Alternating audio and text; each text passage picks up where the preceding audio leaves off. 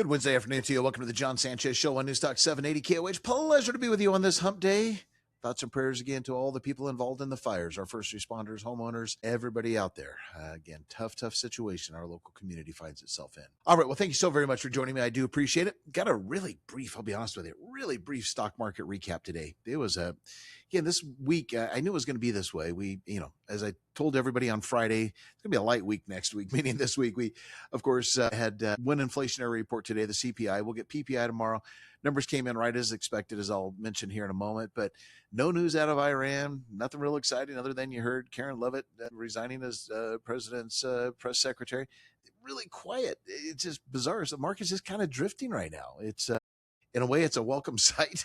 I always look back when things get crazy and go, yeah, I used to complain when things were quiet. Boy, I wish it was right now, but it is. So that's great because it's going to give me a little bit of extra time to go into our topic today. You know, it's Wednesday, and I always like to mention, I've promised you every Wednesday I'm going to bring to you some type of an estate planning educational topic. And of course, I'm going to hold true to my word today. I've titled today's show, after I go through the stock market, Who's Really in Charge When You Can't Be? Who's really in charge when you can't be? You know, and the reason I title this is very simple. People, again, always tell me, I don't want to talk about estate planning. That means death. And we have to remind them over and over and over again. Estate planning is not about death. Sure, there's a lot of mentions about it. And obviously, why you have a living trust. It's my wishes. Here's how I want my former life to be handled, my finances, and so on and so forth upon my passing. But it's not just about what happens when you die.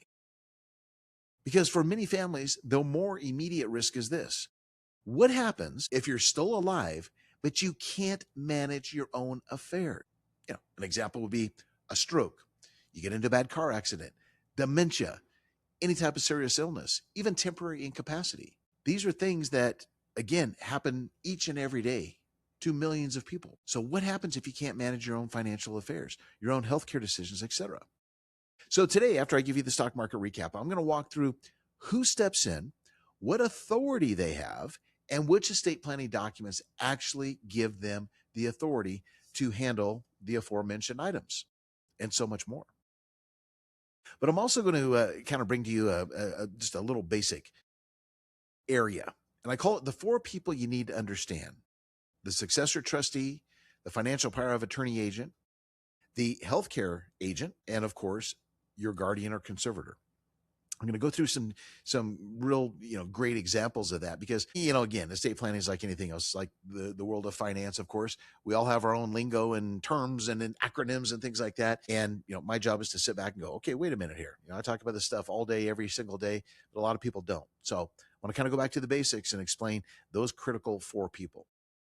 So in for a great education there. But I tell you what, if that's not enough for you, one final reminder, we still have a few spots remaining for my webinar this evening, my educational webinar. Is your trust actually funded? And again, funded means we move the proper assets into the name of the trust. If you don't do that, even if you have a trust, there's a good probability those assets are going to probate, which you absolutely wanted to avoid. So this unfunded trust may not protect your family the way that you intended. You spent all that time and all that money creating the revocable trust, and it's just like you didn't even have it. Still could leave you very exposed to probate. So tonight at 6 p.m., join me again for the free live webinar. I'll show you which assets belong in the trust, which ones don't, and that's a very important one to understand, and mistakes I see families make each and every day. How you get involved? Real simple. Go to our website, Specialized Trusts. That's with an S at the end, specializedtrust.com. And right at the top of the website, you can register. And so that again will be at 6 p.m. this evening. So if you have a trust and you haven't looked at it in a while, it has, it's had one job since you had it created. It's got a bunch of dust on it. It's taking up space in your file cabinet. This is really for you. And for those of you that don't have an estate plan or a trust, this is also for you, because when you do get your estate plan created, if we don't do it, then I hope and pray that whoever you have do it, does it properly. And again, make sure that things are properly taken care of. I just real quickly, just had a situation with a new client I spoke with, Monday, I guess it was. Trust was written, I'll just say a long time ago, north of 10 years. Again, life happens. Assets are bought, assets are sold. We're talking a person with about $3 million net worth. So you'd imagine there's a lot of assets there. not one single asset they own, not their house, not their investment accounts, not their investment real estate, nothing they own is in the name of the trust. So again, they've been completely exposed up until we did our review and determined you don't have anything in the trust. And there was no homestead exemption either. So tragic situation. But again, we caught it. We're going to correct it. And again, there's thousands of you out there that are in the same position. But it's all about education. So again, join me this evening, 6 p.m. Trust funding, the step that most families miss.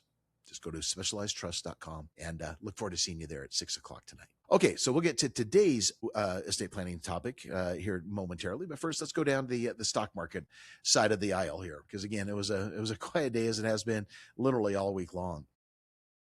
So, we go back to this morning. We had pretty good strength in the pre-market session. The big report of the day was going to be at 5:30. So leading up to that, we had the futures up, pretty nicely. NASDAQ futures were up almost 200. Dow futures up nearly 100.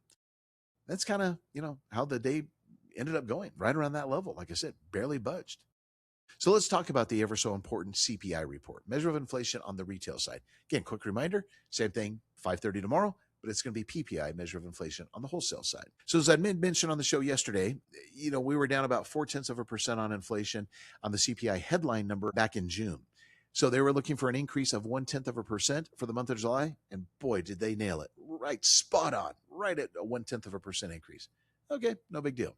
We go over to the year-over-year number, and this one's a little bit more painful. Remember, the Fed wants to see this number, along with a few other inflationary measures, right around 2%. That's their mandate. Well, year-over-year now on CPI, our headline, we're up 3.4% year-over-year. So pretty significant increase, way away from the Fed's 2% goal. Now we strip out the food and energy, get down to what we call the core. Again, that number was unchanged in the month of June. For July, it was up 0.2%. Again, right in line with Wall Street's expectation, up 2.5% year-over-year. Nobody could really say much about it. Again, it did not change things dramatically. I did check the Fed futures contract to see what our probability is of the Fed's next move, and we did get a little bit of change on that one today. Yesterday, Fed Watch tool was indicating a 51.6% probability that we were not going to get an interest rate, or we are not going to get an interest rate increase at the September Fed meeting. That number bumped up today after the CPI report, showing there's now a 60.1% probability that the Fed's going to leave rates unchanged in September. So, we'll call it roughly 40% probability we're going to get a 0.25% cut, or 0.25% increase, and 60% that they're going to leave things alone. So we'll see. Again, this thing changes all day long, every single day leading up to that Fed meeting. But that's where we sit today, 60.1% probability. All right, a few stocks on the move today. We had some nice moves out of CoreWeave. Stock's been under some pressure here recently, but turned things around today. 19.28% gain, up $17.41, closing at 107.73. Supermicro also had a great earnings report, up $5.95, 18.83% rise to 37.55 a share. A little bit of action on SpaceX. Again, looks like the doldrums and the sell-off is subsided. The stock's been moving nicely these last couple of days. Stock's up finished up $12.93, 9.7% gain to 146.22. So it was another momentum standout, surging after introducing Grok 4.6. Of course, that's their AI model. A little bit weak in a few sectors. Amazon kind of led the consumer discretionary sector down, lost $4.99, 1.83%, declined to 267.28.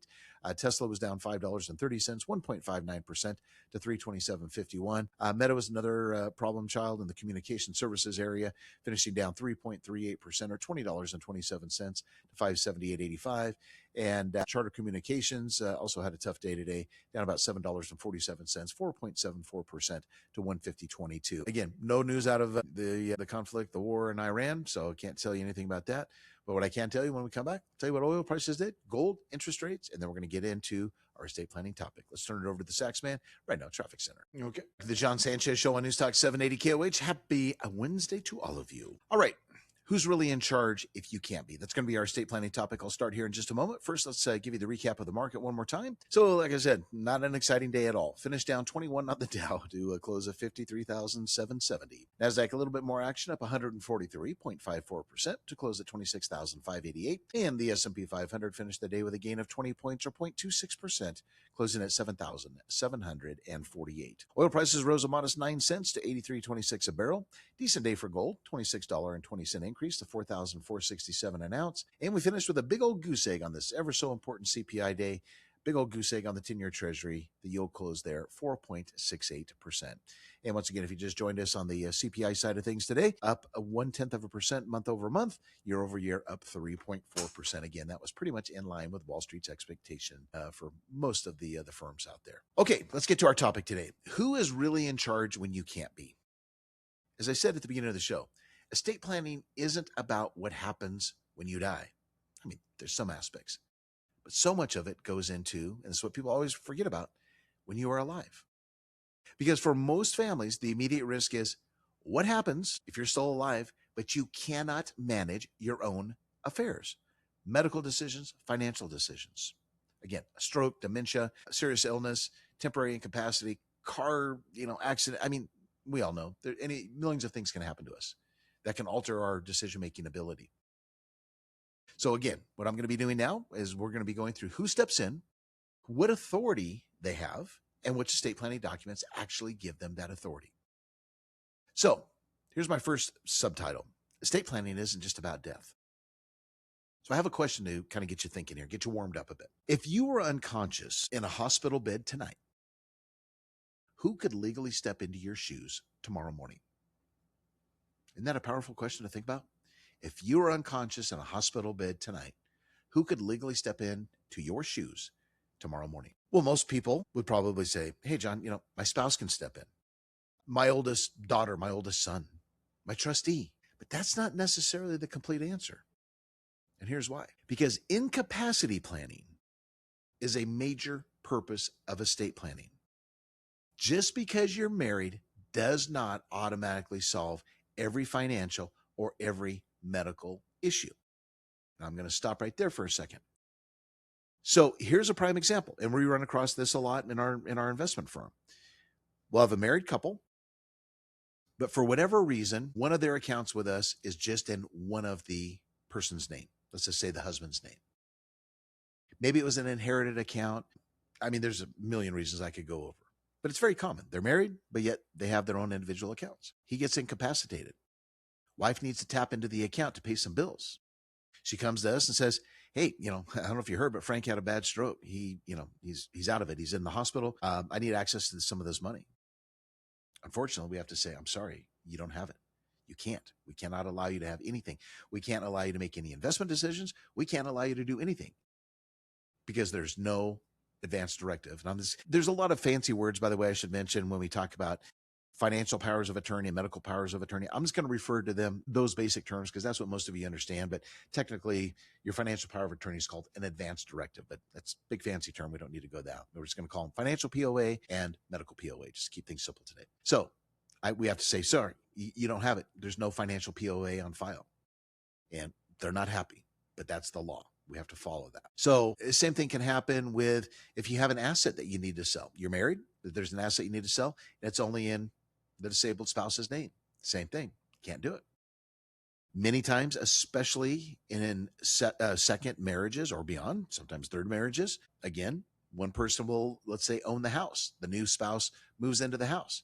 But for whatever reason, they never get around to moving the house into the name of the trust if they have a trust, or joint tenants' rights or survivorship. It stays in the name of the individual who originally bought it. Same thing. That person, that surviving spouse, whether the original is dead or incapacitated, they can't do anything with the house. You get my point. So just because you're married does not automatically solve every financial or medical issue. The same thing on the medical side. People think, I'm married, I can make the financial decisions for my spouse. You can't.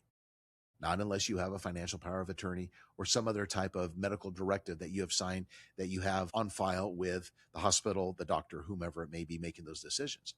Because remember, doctors have been sworn to the Hippocratic Oath.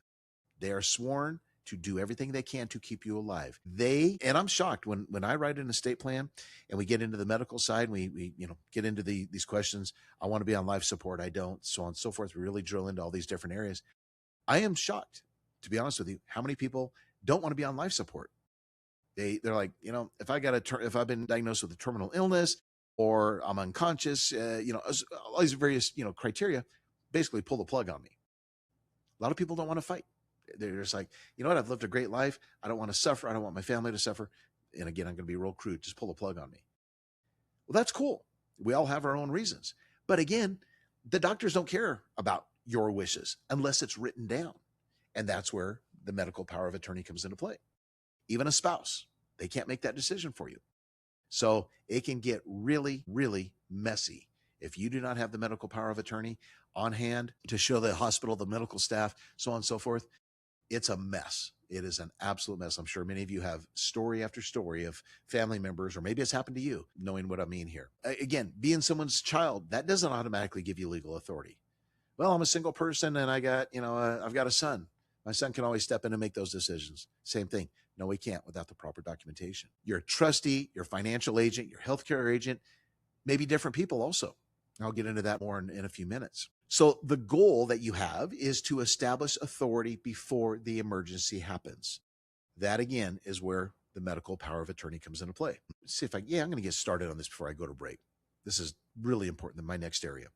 The 4 people you need to understand, right? In estate planning, we have 4 core documents: the revocable living trust, the pour over will, the financial power of attorney, the medical power of attorney. That's your estate planning foundation, right? Those are the 4 very, very critical documents. The foundation, as I said. Same thing. We got to have some core people that need to be involved in your estate plan. And the first one is what we call the successor trustee.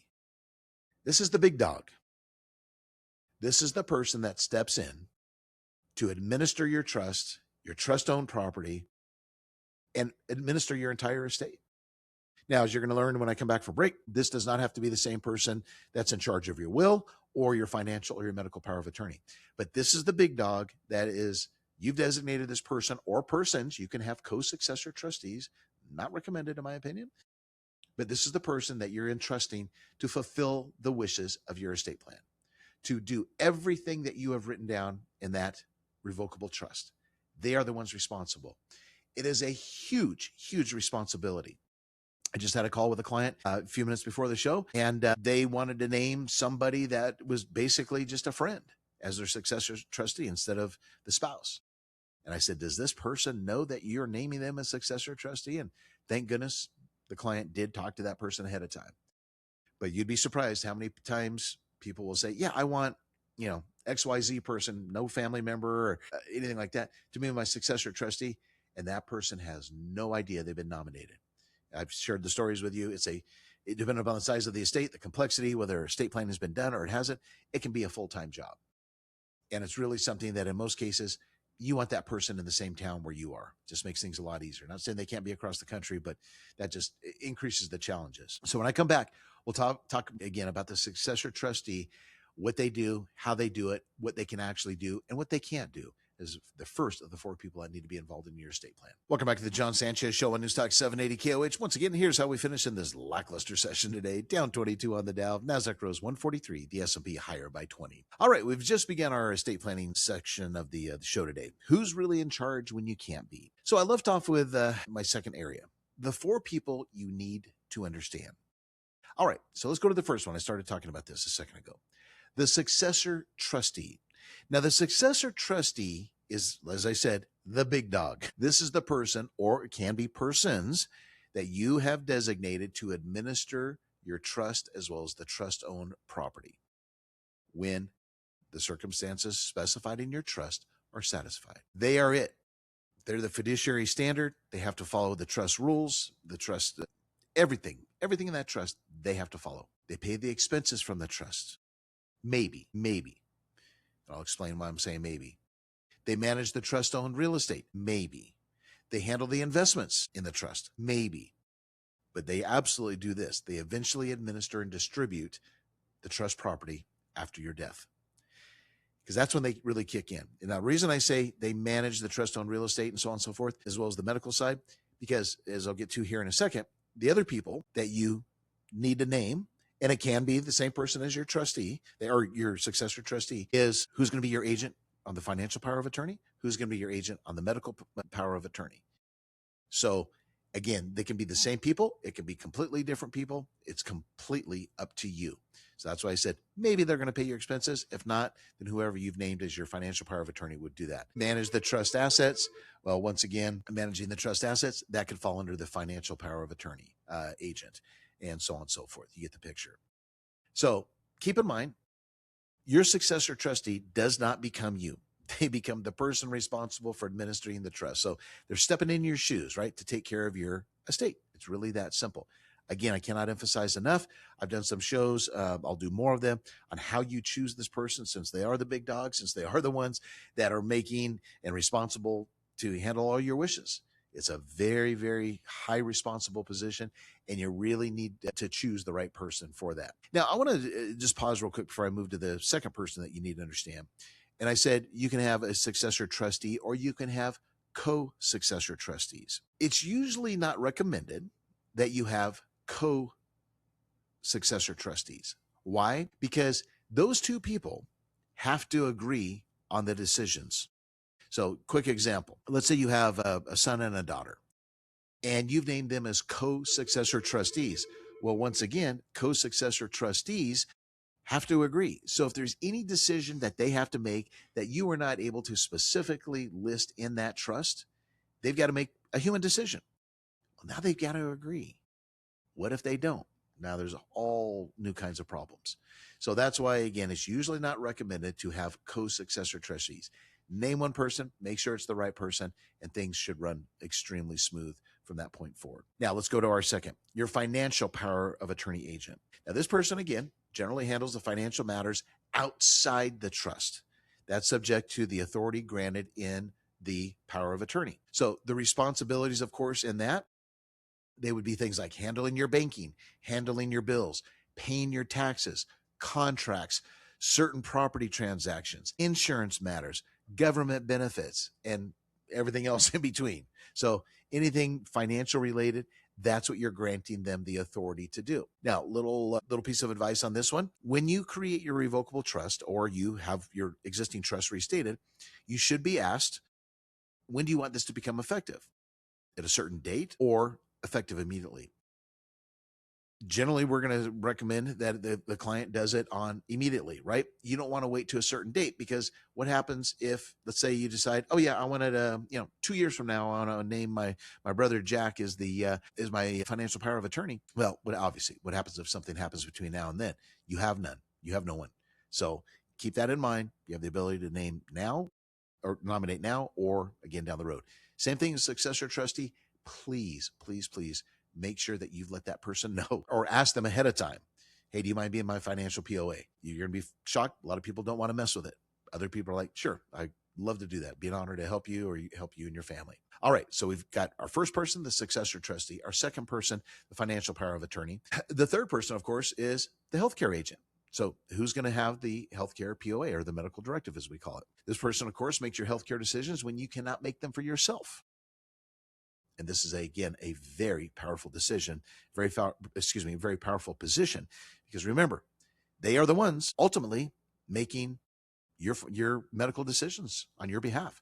Sure, you're going to show the POA, or they're going to show the POA to the hospital, the doctors, etc. But there could be some other things that they actually have to make the decision on. Same thing, just like I should have mentioned on the financial POA, with the healthcare POA, you can name backup agents. So, this happens a lot of times. You'll name one person, let's say on the healthcare side, you'll name one person as your healthcare POA, and then something happens to that person. Maybe it was a friend, you don't get along with them anymore, or a child and they moved across country. Whatever the reason is, you want to name a backup. And a lot of times people will resign from the position, right? So you can actually name, in our documents, you can name 3 backups on your healthcare side. But again, they're going to be responsible for your medical treatment, doctors and facilities, access to medical information, right? You got to make sure you have HIPAA provisions in there, etc. Care decisions, end of life wishes. Again, very, very high responsibility position. Now we go to number 4, your guardian or conservator. So here's what happens if you don't have this person in place. If nobody has the appropriate authority, or those existing documents fail, the family may need the court to get involved. Now, depending upon the state, depending upon your circumstances, that can mean a guardianship or conservatorship proceeding. I've had this happen a lot with brokerage clients over the years, where, again, they're by themselves. Maybe they're a widow or a widower, and there's no family members. There's a lot of people out there that don't have any, never have had any kids. They're not close to any relatives. They really have no one. So they get into, again, medical situations where they can't make their own decisions. That's when, again, the courts will step in and nominate a guardian or a conservatorship. Again, it gets very messy because you're getting the courts involved. So Just remember the whole idea behind incapacity planning, right? Notice I'm not talking about death. The whole idea behind incapacity planning is to make as many of these decisions as possible while you are still able to make those decisions. You don't want to wait till you're in a hospital bed and semi-conscious to go, oh my gosh, I should have got that medical directive and POA name. I've got my mortgage due tomorrow, but I can't get out of this hospital bed. I should have got my financial POA. You get my point. This is what we need to plan for. So again, we're not talking about death. We're talking about while you're still alive, but again, you're incapacitated. So very, very important. So when I come back, I want to get into my next area, which is when does the successor trustee actually take over? Welcome back to the John Sanchez Show on News Talk 780 KOH. Well, you just heard the advertisement. I cannot wait to see all of you. A lot of you are signing up now this evening at 6 o'clock. We're going to have a great time together. I promise you that. All right. We're on our estate planning topic of this Wednesday, so let's get down to another major issue. When does the successor trustee actually take over? So remember, the successor trustee is the one that you've put, they're the big dog, they're the ones you put in charge of your estate when you're no longer around. So this is where it gets really interesting. I'd say a lot of people say, hey, if something happens to me, my kid's going to take over. Well, okay. Hopefully you've formally named your child, let's just say it's your daughter, as your successor trustee. But who decides if something happened to trigger her taking over? This is where you have to know what's inside your documents. So depending upon the trust, the verbiage in the trust, or the power of attorney, and of course state law, incapacity may need to be established through a specified process. For example, a physician determination or some other mechanism written into the documents. So it just can't, hey, dad's in the hospital, he broke his leg, I'm stepping in and taking over as his financial power of attorney, right? You're not going to take over successor trustee until he's gone. But you get my point. You have to have triggering events in the trust documents. So how does my trust define incapacity? Who determines it? How many determinations are required? Many times we have where you need 2 or 3 medical opinions. How many determinations are required? How does my successor trustee prove their authority? When does my POA become effective? You get my point. I could go on and on. It has to be written in the documents. And I want to leave you with this thought on this particular area of interest. Naming somebody is really only half the job. You also need to know what has to happen before that person can actually act in the capacity that you've nominated them for. Now, I told you earlier, I was going to help you help determine who do you choose for these important positions. So let's get into the family dynamics. Don't automatically choose your oldest child. I see that over and over again. You may, but I want you to think about this. Instead of saying, oh, my oldest child is the one that's going to handle everything, the successor trustee, going to handle all the POAs, etc. Because they're the oldest, they're the wisest, they're the most mature. Well, okay, mom and dad or grandma and grandpa, step back for a second. I want you to consider the following. What is their judgment capability? How reliable are they? How financially competent are they? Are they an organized person? Are they available? I mean, I have clients that have really, really successful children, 2 or 3 of them. Any one of them could be a POA or a successor trustee, but they're not available. They're involved in their own businesses or they live across the country. So that's my other point to consider. Geography. Consider their age and health, right? Do you want to name your sister or brother? Let's say you're in your 60s or 70s. Do you want to name somebody that old? And no offense, it's not that old, but you get my point. Do you want to name somebody like that or somebody that, has 30 or 40 years of life left to them? Can they handle conflict? Hopefully there won't be any if your estate plan is written correctly. But if there are some issues, can they handle it with other family members? What's their relationship with the other family members? Are you choosing someone that, man, the kids have never liked from day one, or someone that, hey, that's my favorite, relative? Can they follow instructions, right? There's not a lot up to interpretation for them if your trust is written correctly, but they have to be able to follow those instructions. And as I've emphasized numerous times today, do they have the willingness to serve? Also, make sure that in your trust, it is written in there that they get compensated. Many trusts never even mention this, and many people never offer that. Ours has a paragraph in there where they can be compensated. Again, this is a very when you're a successor trustee or a POA, this can be a very, very timely endeavor. They have to leave work. They've got to leave family, so on and so forth. They should get compensated. How much? It's completely up to you, but please compensate them. So again, you don't have to name the same person for the main positions, the successor trustee, the two POAs. Maybe your daughter's a CPA. But that's a slam dunk to probably name her as the financial power of attorney. Let's say your son lives nearby and he knows mom's wishes on the healthcare side. So the other siblings are across the country. Son's probably a good one to name for the medical POA. So ask yourself, are you choosing the person who's best qualified or the person you're afraid that will be offended if you don't choose them? And that last portion I just said is real life. Many times clients are like, yeah, I'd love to name, child number 2, but boy, it's really going to upset, child number 1 and child number 3. You can't think that way. You got to say, who is the most qualified people? And again, it does not have to be your children. We have some situations where the client has no relatives that he feels comfortable, being the successor trustee. So that's where we bring in an outside trust company. So you always have that ability to do that also. Let's see. How do I wrap up with you on this one? I think you get the point. You have to understand who's really in charge, when their authority is activated, so on and so forth. Again, a good, complete estate planning document will cover all of these issues and so much more. All right. I look forward to seeing all of you this evening. Again, 6 p.m. If you still want to sign up, I don't know where we sit, but I'm going to assume we still have a few openings. Go to specializedtrust.com. And again, we're going to have a great, great webinar this evening talking about trust funding. God bless. Have a great afternoon. We'll see you tomorrow on the John Sanchez Show.